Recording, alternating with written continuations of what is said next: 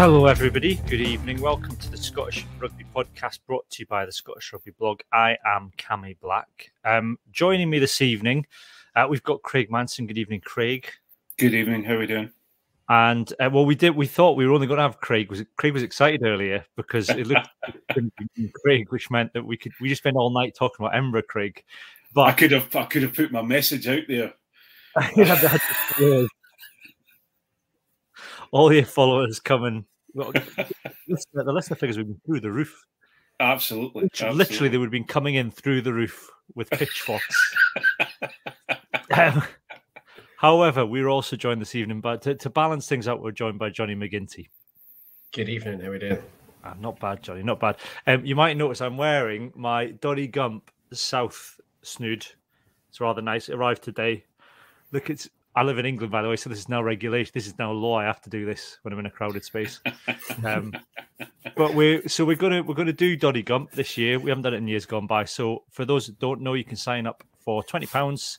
You choose which region that you want to represent. See, the SRU got rid of regions, but Doddy's brought them back. Absolutely. So you sign up. Yeah, me and Craig get to join the true Caledonian Northern Midlands region. There you go. There you go. You see, Johnny seems to have put me into a box already, and I don't know if he's.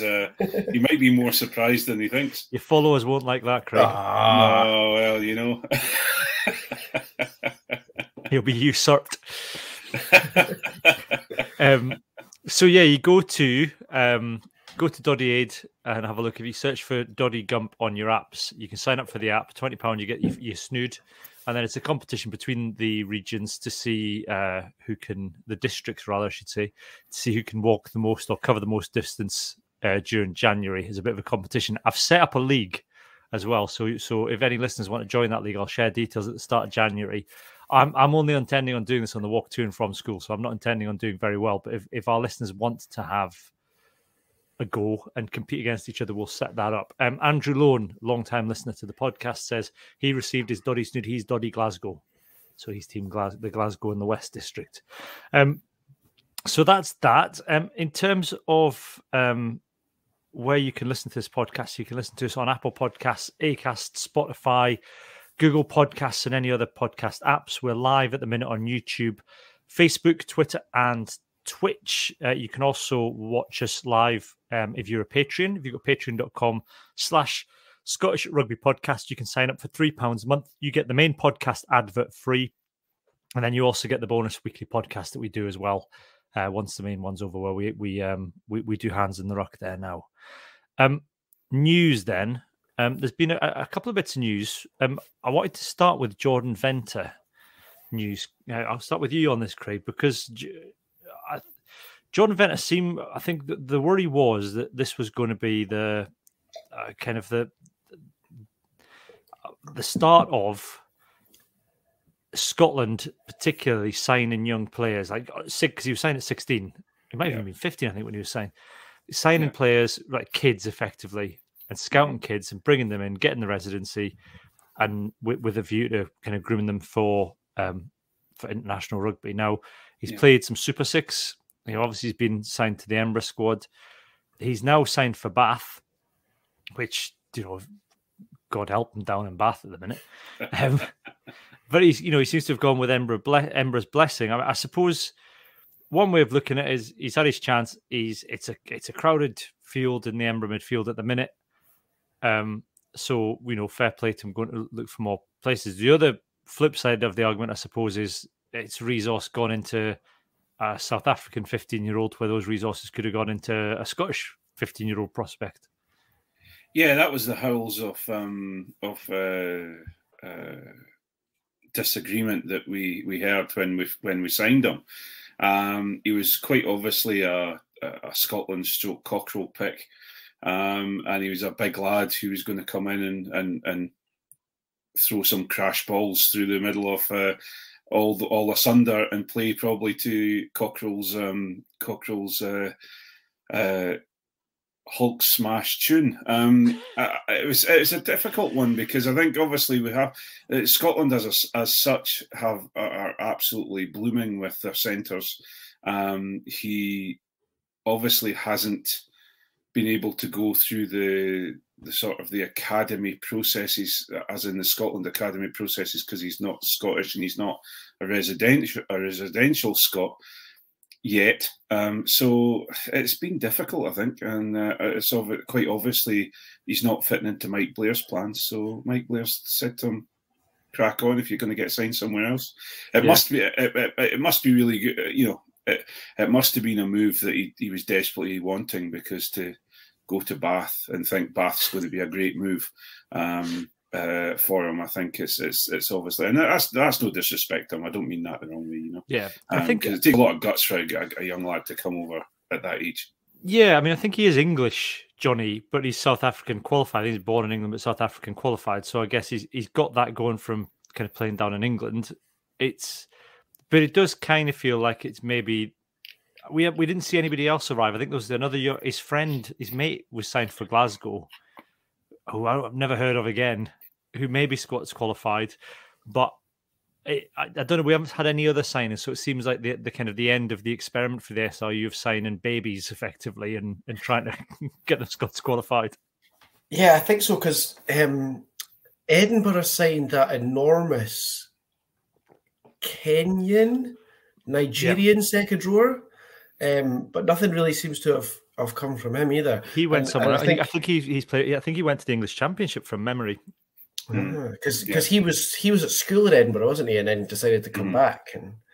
But yeah, it seems to have been quite a short-lived experiment, that one. And I mean, to be fair to Jordan Venter, when he came over, there was no Chris Harris. There was no Cammy Redpath. There was no Sione Tuipulotu. So the centres at international level was a totally different prospect to what it is now. And I could kind of see why you might have looked at it 3 or 4 years ago and gone, yeah, I'll go over and give that a shot. And now all of a sudden you're looking at the centres and thinking, oh, actually, I'm probably quite far down the list yet.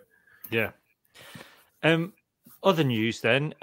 The URC, the IRC, have appointed a head of match officials for the URC. So there was an elite referee manager since 2017, apparently. Who knew?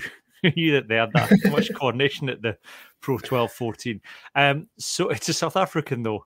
I think my only assumption here is this is to appease the South Africans that they're appointing a South African head of match officials.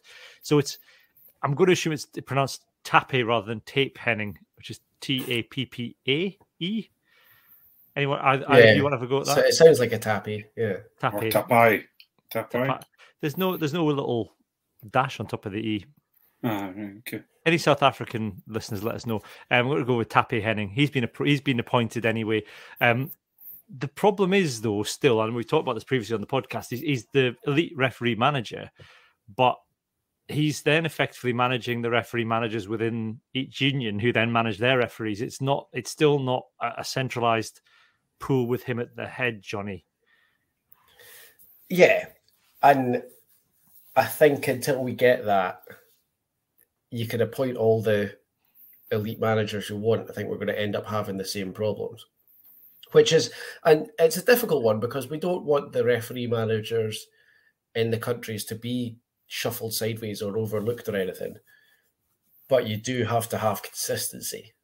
So he can hand down his proclamations, but then you're still looking at 4 or 5 heads of referees that are going to look at it differently and kind of put it out the way that they would do it in their home unions. So, I mean, it might make a bit of a difference, but I don't think it's going to solve the problem. Yeah, I guess because those referee managers within the unions, Craig, I mean, particularly in the SRU, they're not just dealing with the not Pro 14, the URC games. They're managing club games and Super 6 games as well, and they will want those to be refereed a certain way, and they'll have their own interpretation of the laws, and it's not. We're still going to get this inconsistent. It's not. I guess it's not the laws are being applied wrongly. It's just inconsistency without any kind of centralized control. Yeah, I think the referees in the under 18s and in the Division 3 that I help coach in can't get consistency. Never mind trying to get consistency across all of Scotland. Never mind across the European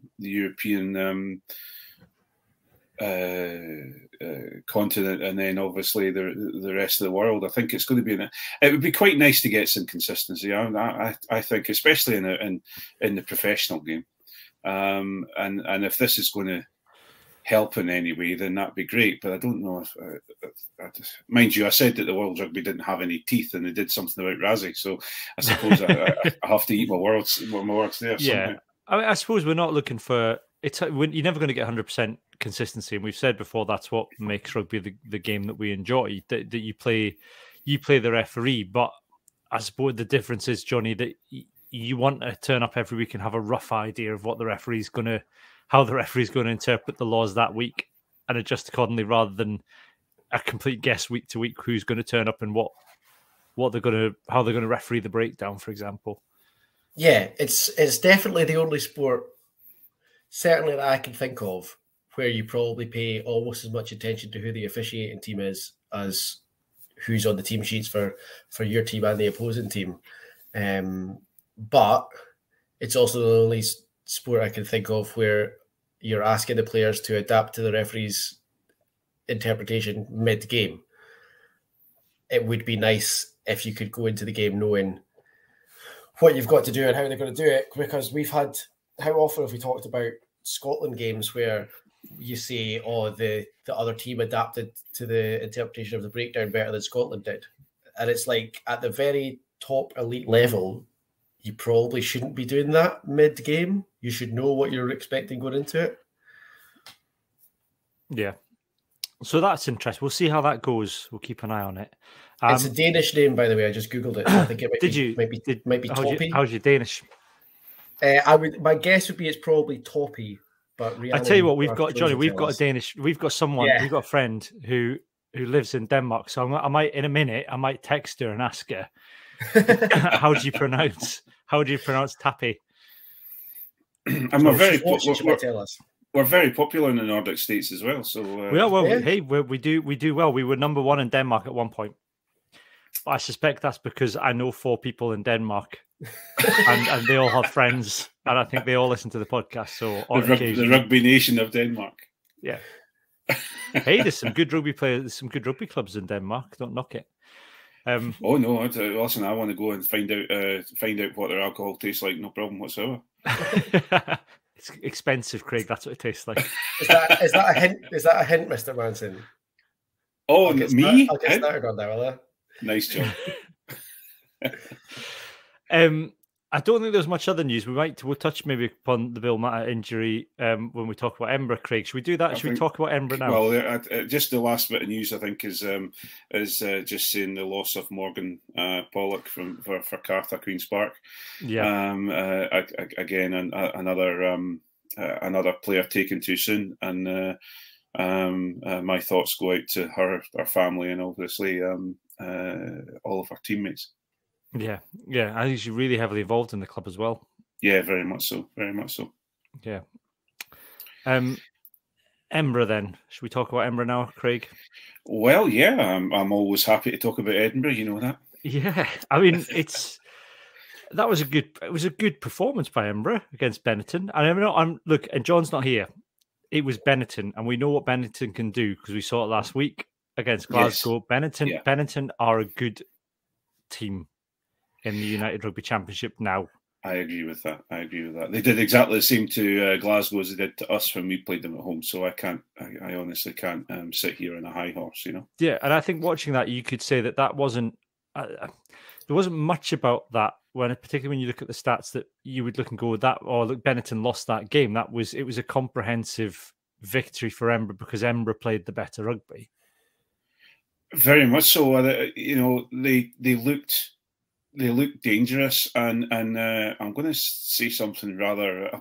Well, he affected the game in 2 different ways, but actually Henry Purgos is looking quicker.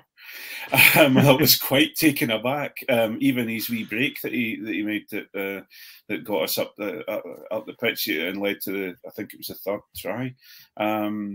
You know, I think Mike Blair has had a significant made a significant difference to Edinburgh. The team is playing incredibly well.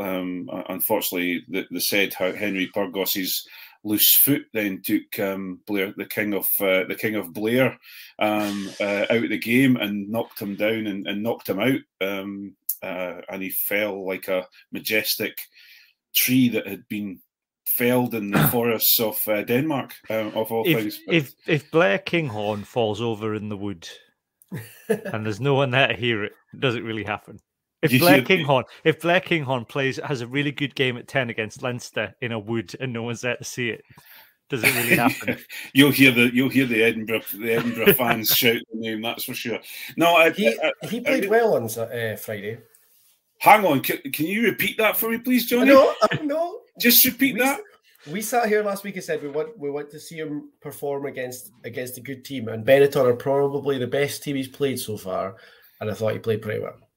Yeah, I think I think he was probably 70% good. I think there was a little bit of obviously he's kicking again, but also there was a couple of wee panicky passes that he can be guilty of at times, but.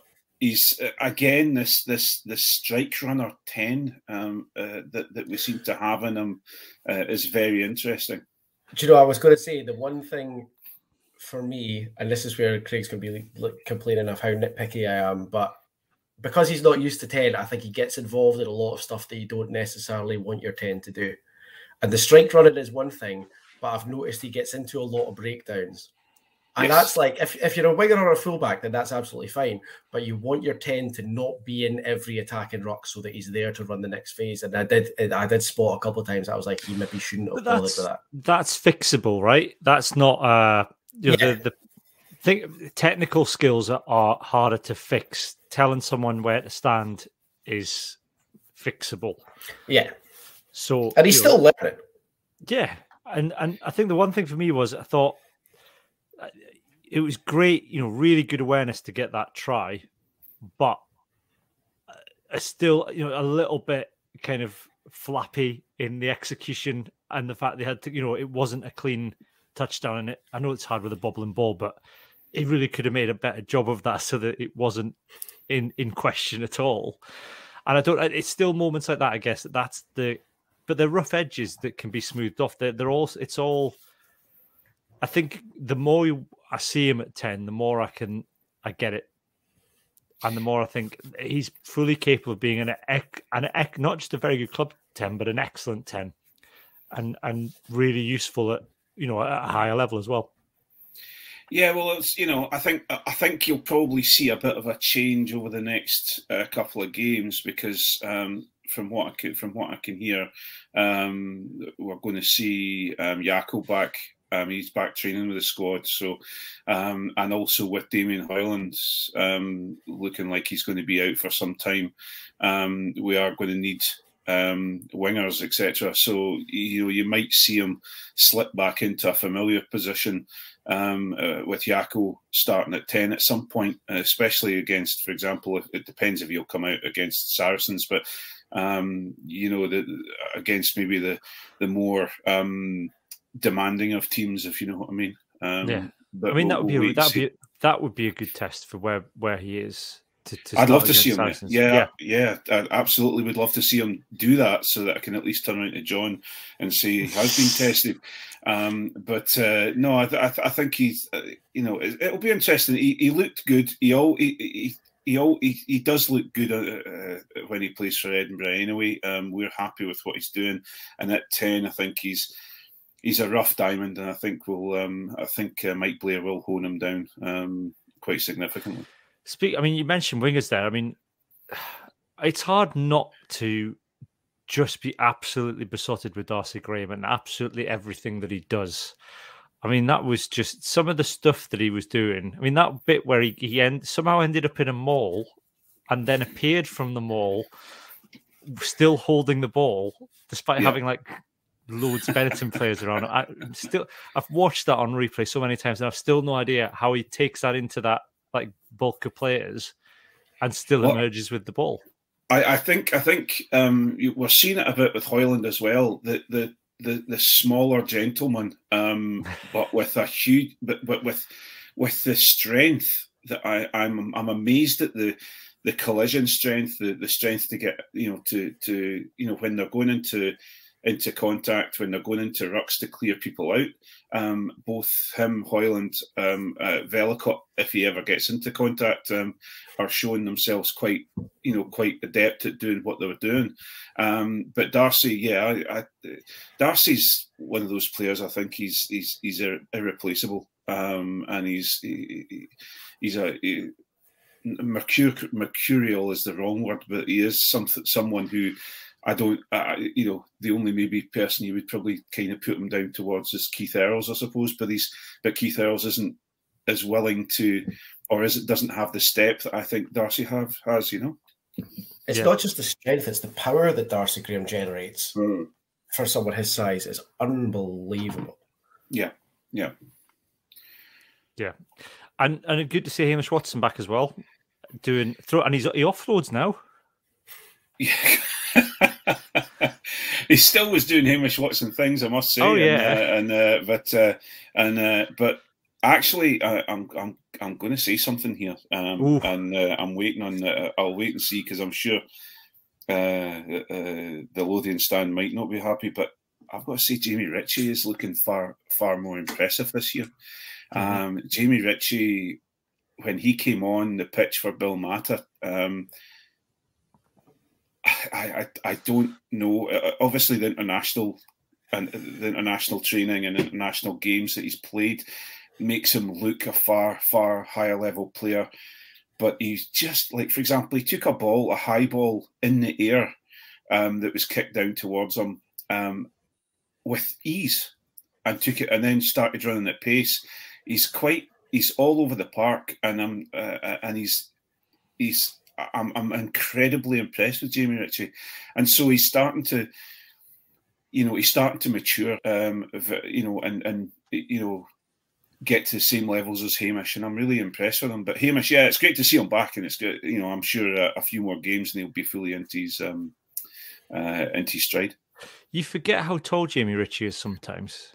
Yeah, he's just one of these guys. He doesn't look. He's like the anti-Rishi Sunak, and then you look at him and go, "He's what? Ritchie about 6'1", and then but he's 6'4", and it doesn't sound like much more, but he's just tall. Yeah. That's getting on for lock height.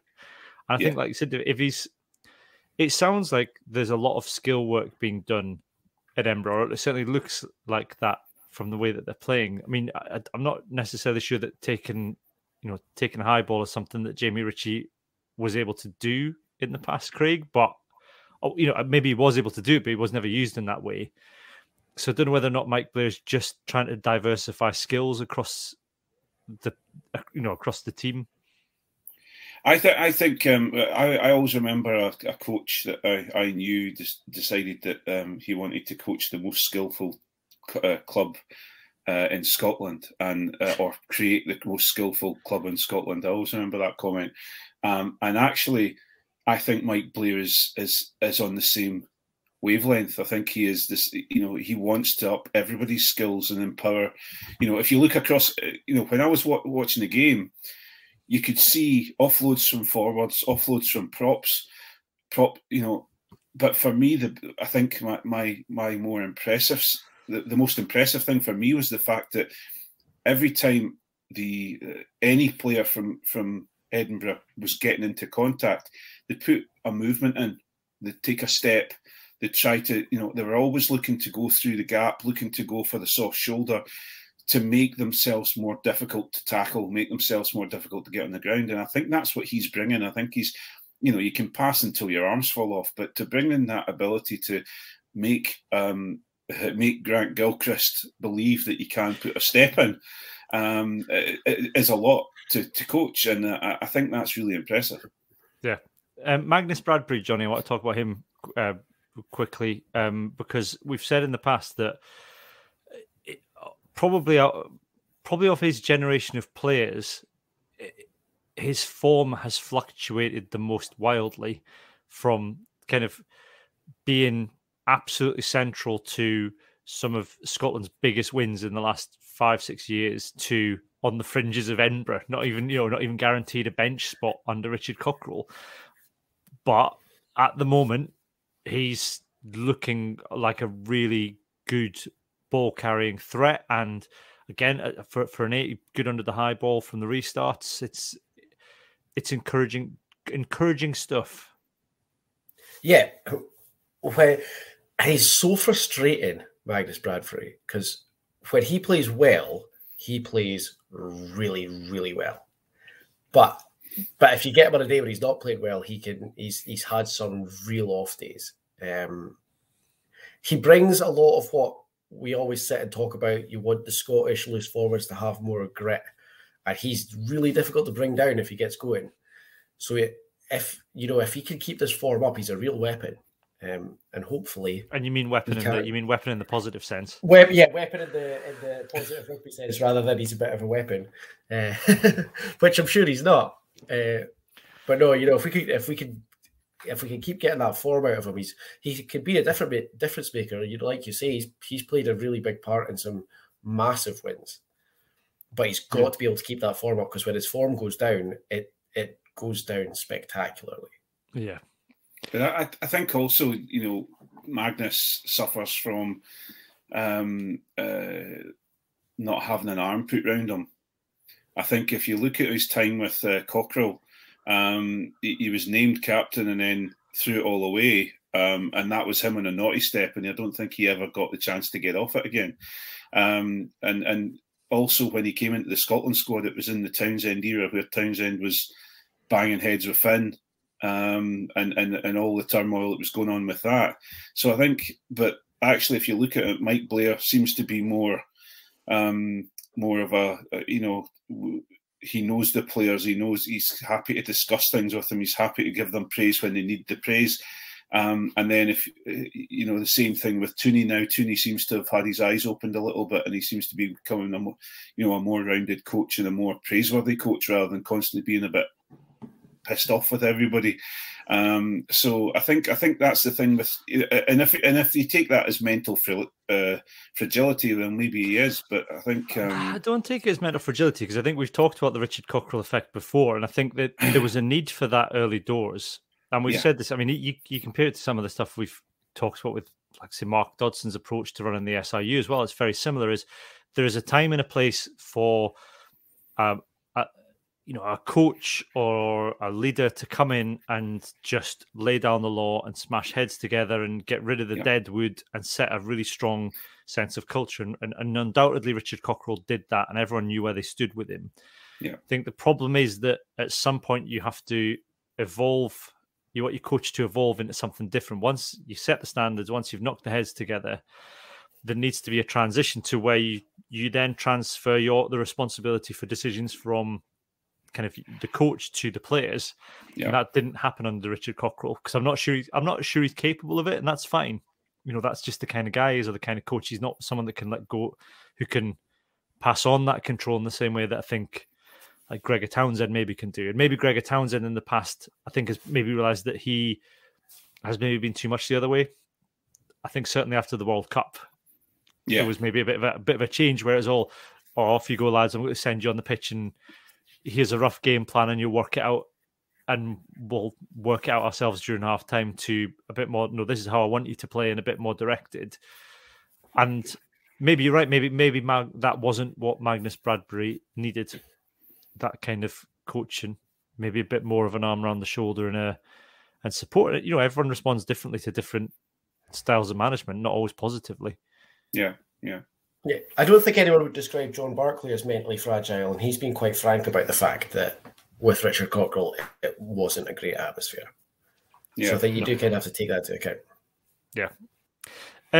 Quick word then, Matt Curry. I just wanted to mention Matt Curry, because Matt Curry's he's a kind of product of the Super Six, isn't he? And he had I thought he had an excellent game. Yeah, he played very well, supported well, took the ball on when he needed to take the ball on. I didn't see a lot of him, because obviously you especially when you're at the game, you tend to focus on the line breaks, etc. But he looks like someone who can come in and out of the team and you're not expecting a drop in gameplay or in standards, and he's doing a good job. Well, I think his link play was really good. He threw a couple of really nice passes. I think he put in Buffelli in for the try. Even James Lang, I kind of expected this with James Lang, that James Lang will come in and very quietly do a job at 12, and he's coming in and very quietly done a job at 12, which that's no bad thing. I think that's a bit of stability. I think, like I said, the drop off between I think sometimes with Glasgow Emperor, the drop off between the first choice players and then maybe the third choice has often been quite sharp. But I get the impression there's a lot more depth around Edinburgh now, even though it's a leaner squad. Maybe that there's a lot more behind the kind of first and second choice players now. Yeah, I totally agree with that. And everyone seems to be noticing it, and actually we're, as fans, we're looking at it and we're looking forward to playing John Anderson's real teams, and we're looking forward to see it and testing us, because obviously, we're in a situation where if we beat them, then it's Mike Blair's a genius, but if we lose against them, then it's Mike Blair's in a transitional period. So we're looking forward to building on this season, and then maybe going a bit further next season. You've got, I mean, if the way governments act is to go by, Craig, then you've probably got at least 2 to 3 seasons of blaming the previous regime before you have to actually hold your hands up and admit there's a problem. I will say, I mean, there was a lot. I mean, Edinburgh still somehow made, I think it's the sheer number of tackles, it was still 91% tackle completion, but there was a lot of tackles missed. And I guess that's maybe Mike Blair hasn't quite got his backroom, kind of staff the way that he would want, because he was a late, Richard Cockrell that was mid pre-season prep that Richard Cockrell went. So maybe we'll kind of start to see that backroom staff coming together. I guess they've got to take time to gel as well. Yeah, and they've got to also, hone their own messages as well to fit in alongside Mike Blair's message. But what I would say though is that yes, we missed a few tackles, but our scramble defence was very, very good, and we managed to keep them out virtually most of the game until they got a fairly good pick and go section going, and put a try across. I think defensively, and we're doing okay. We'll wait and see. I'm sure coming up against Leinster or Ulster, I think it'll be an interesting game defensively. But looking at teams like Scarlets, you expect a running game, and we managed to shut them down. So it's looking quite good. It's looking all right. Well, we'll see how the weekend goes against Sarries. Yeah, well, we'll wait and see. Wait and see. Glasgow then, Johnny. It's a better weekend this weekend. Yep. Yeah, Jack Dempsey. Oh my word! What a signing!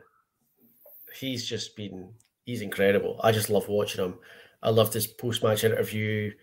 I thought his performance again was great. He was well deserved for his player of the match, and I also loved the fact that he just flat out called out Will Skelton by name for Saturday as well. So I like to see that. Yeah. But elsewhere, I mean, the discipline's maybe still an option. It's like 11 penalties still. Penalties are still in double figures. Yeah, it's that's still a problem, and I think we're still not clinical enough. We left a lot of points out there on Saturday. Leaving points on the field against Dragons is one thing, but we've got back-to-back La Rochelle and Exeter coming up, so can't be leaving points on the field against them. That needs to be tightened up a little bit, I think. Yeah. I don't think Ross Thompson's kicking percentage isn't any better than Blair Kinghorn's, we should say. I should point that out straight away.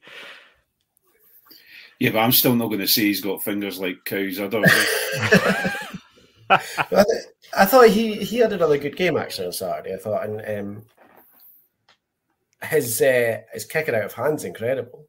Yeah, that little kick across for Kyle Staines' try made me do a very interesting noise. So in fact, David Quarrell says, my Stirling County P6s could have given that Dragons team a game. That's a fair point. Yeah, he's not wrong. But still, I mean, it was slightly disappointing to let in the 2 tries because I thought they were fairly soft tries in the end. And that's maybe, again, there's still a lot of work to be done for that Glasgow team. Yeah, I mean, I kind of wonder if they would have let those tries in if the game was closer. I think they maybe switched off a little bit by then. Yeah.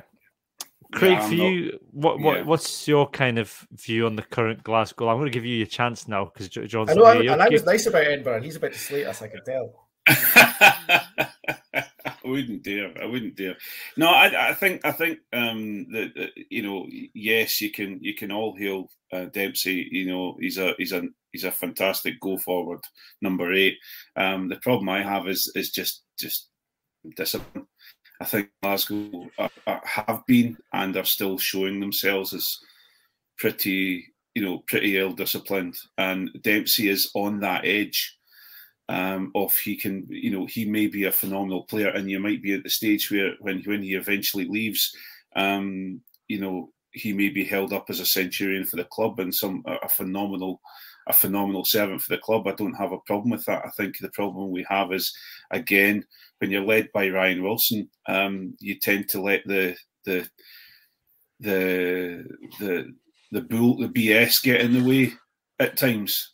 And that's my only concern. I think they've got all the tools in the box, and they're ready to play. And I think it's going to be an interesting one. And also, if you look at the score against against the Dragons, it was fairly similar to ourselves, although we were away. So it's going to be an interesting 1872 Cup. Yeah, we'll go. Hang on there. We'll build up to the 1872 another time. I don't want to get that in too early. I don't want. I mean, tools in the box is an interesting name for Ryan Wilson, Johnny. But there was a noticeable change, I thought, in Glasgow's organisation. I think the problem with Ryan Wilson is he giveth with one hand and taketh away with the other. Is that Glasgow looked much more organised generally and together than they did against Benetton the week before. But they still give away a lot of penalties. I'm not necessarily sure the problem's Ryan Wilson. I think he when he's captaining the side, that Glasgow look better. Yeah. I mean, he's got a mountain of experience, and to be perfectly honest, and this is probably a bit of my personality coming in, I don't mind a bit of the niggle. I don't mind Batman and a bit of a wind-up, and I don't mind Xander. But the thing is, if that's going to happen while we're giving away a half dozen technical penalties at the same time, then it kind of starts to become a problem. If your DNA and your outlook of your team is going to be we're a niggly team and we're going to wind teams up and we're going to get the red mist coming down, we're going to get to them that way, fine. Don't give away 6 or 7 technical penalties at the same time, because then that's when you start to build up a lot of penalties and then it becomes a problem. So we need to decide if we're going to keep up this niggling and winding up and stuff, then we need to get our technical side nailed down. Otherwise, we need to stop the niggle until we're not giving away so many penalties. I can't agree more with that. Glasgow have got a fair team, and they are an exciting squad. The problem, and the point I was trying to make is that you start off with a niggle, then you end up getting to a point where you're playing 16 men on the field because you're also having to deal with a referee. And I think that's my biggest problem. I always hated being marched back 10 meters because someone had piped up and said something stupid. And unfortunately, Ryan Wilson is very no comment. But I've been on the end myself. But it's. Don't get me wrong. I quite no matter what I say about him and his stupid haircut, I quite like him, Ryan Wilson. But I just could do with him dispensing with the BS and just getting on and playing the game. Yeah, I think I wish that Glasgow didn't need him. I don't want to make the Batman analogy because that wouldn't, given his history. But he's the he's the captain Glasgow need right now, but not the one they deserve. It kind of feels like Glasgow should have better options in the back row than Ryan Wilson, but as a team, they are noticeably weaker when he's not there, and that can only. I don't think that's down to any. That's not down to his technical ability. It's got to be to do with the way that he captains the team. Yeah, we have much better back row players than him. You know, there's Jack Dempsey, Rory Darge, Tom Gordon when he comes back, Matt Fagerson. We've got some great back rows, but for some reason, the back row in particular and the whole team itself seems to be more organised and work better when Ryan Wilson's on the field. Whether that's through sheer fear. Like, I don't. You see, that's the thing, though. If you watch, you know, if you listen to him when he's not playing rugby, and you watch him and you listen to him when he's talking to referees and other players, you know, I don't think he is a fearful person. I'll tell you who's a fearful quick captain, and that's Al Kellock. And that's someone who took them to a Pro 14 winning title. And that's what I'm trying to say. There's someone who had niggle on the field. I guess it's that thing you don't want. You know, you need. I guess you need a gatekeeper rather than a poacher as your captain. You need someone who's going to set the standard. You don't want the guy that you send in for the niggle and you send in who's going to be incurring penalties to then be the one that's having to speak to the referee about him making decisions against you. You want the guy that's not incurring penalties, or the guy that's going to strike the fear of God in the referee, like you said, like an Al Kellock. I'm sure Al Kellock gave away penalties in his time, but not at this. It's I suppose it's the one downside of having a back rower as your captain. Yeah, you saw Jaco Piper in the Bulls game this week, who said to Bismarck Duplessis when Duplessis was basically doing the exact same thing, and Jaco Piper said to him and to Bongi Onbanambi, "You two are Springboks and role models, so start behaving better." And I don't think you could really do that to your captain.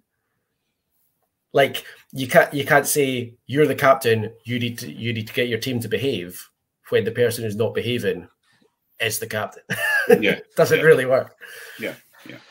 But I don't see who else Glasgow would have as captaincy material, and that's maybe the problem. There's not someone that you would say there's someone ready. There's already someone kind of born ready to come in and. Ritchie Gray is the only one I can think of, and he doesn't play enough. No, I thought he had a really good game at the weekend.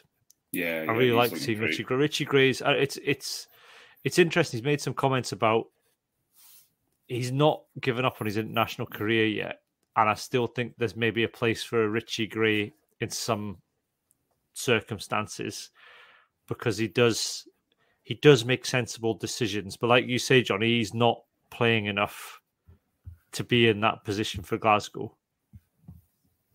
Yeah, and to be honest, I mean, until he's the only other person I can think of, really, that's a sensible choice for captain. Yeah. Because, you look at Fraser Brown, the penalty machine of Fraser Brown, who has been vice captain and captain. Again, it's the same issue. And okay, fair enough, they might be believing in their club and they want to do everything for the club and they're a shirt, they're a badge grabber, and I understand that, and because I'm the same sort of player, but it's just just as you say, giving away the penalties. The only reason I gave away a lot of penalties was because I wouldn't roll away for the ruck because I was too busy trying to get my breath.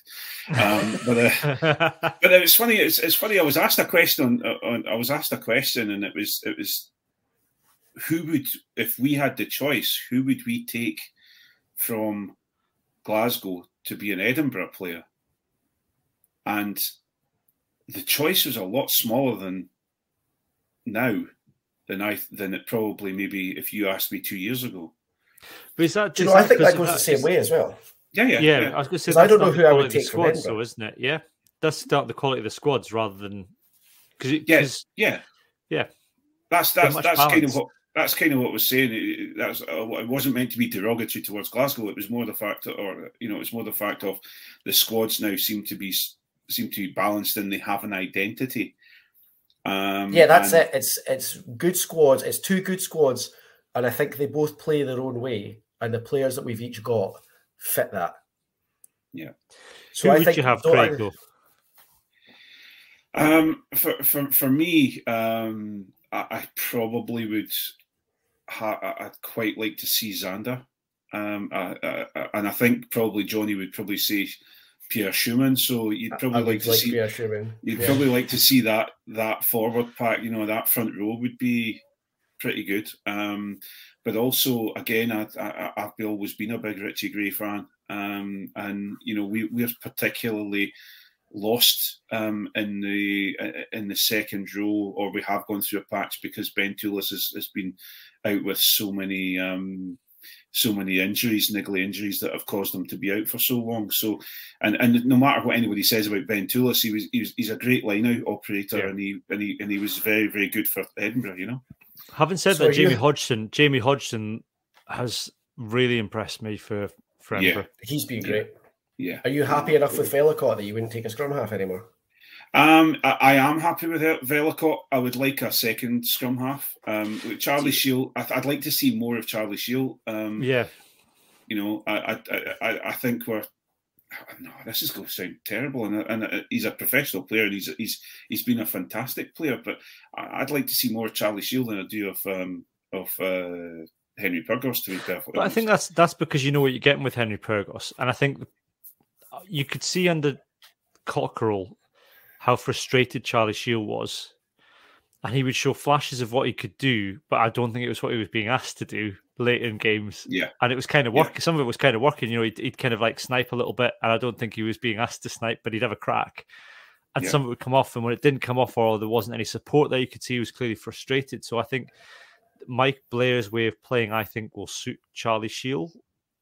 And certainly from what I've seen so far, is it does suit him, and he maybe needs more game time. But you know what you're getting with Henry Purgos, and it's not. Yeah, it was box kicking, but I don't think that wasn't entirely his fault. It's interesting to see. Sorry, Craig. No, crack on, mate. On you go. It's interesting to see kind of what an almost instant difference Mike Blair's made, because up until probably 8 weeks ago, Edinburgh fans were saying either Ali Price or George Horn's got to come across the road to Edinburgh because we can't have both Scotland scrum halves. And like now, I think you're absolutely bang on about Charlie Shield. I think he's been brilliant. I think Velicott's looking really good. So you're now, 7 rounds into the season, and all of a sudden, actually, you don't need a scrum half anymore. And that's such a quick turnaround. Yeah. Ali Price, I thought, had a really good game at the weekend as well. He's a shout for captain. Yeah. I just really wonder if it's too much for him, that's all. Yeah. I don't base that on anything other than you can see sometimes Ali Price gets a bit, he can let things get to him when the games aren't going Scotland or Glasgow's way.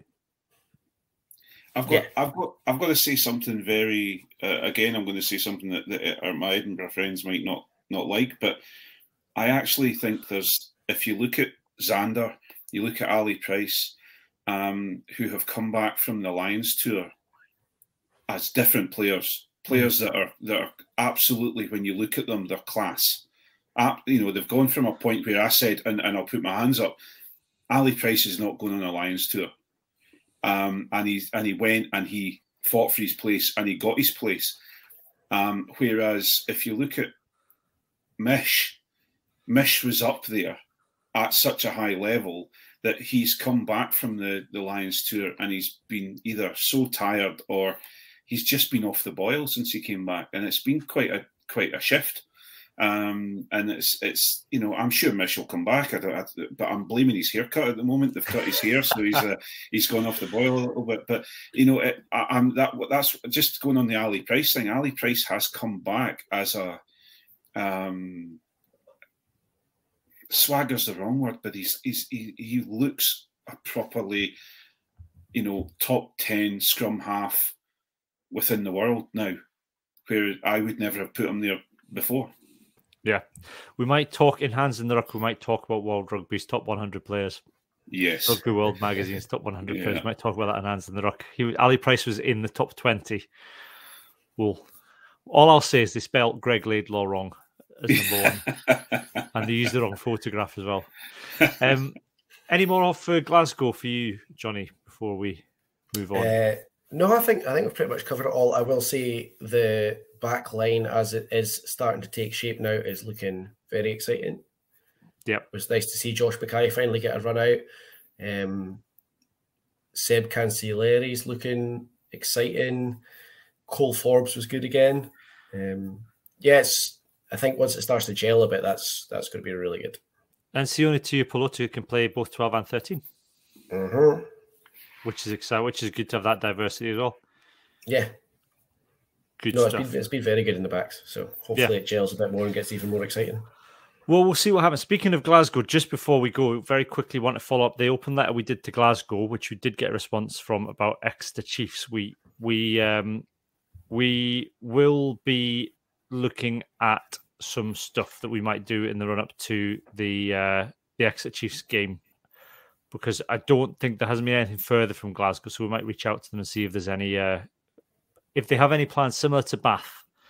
I think who asked visiting Exeter fans not to wear the headdresses and do the chants. I think they probably still did the chants, but it'd be interesting to see if there's something similar from Glasgow, given that I know they've been in contact with various parties about this issue.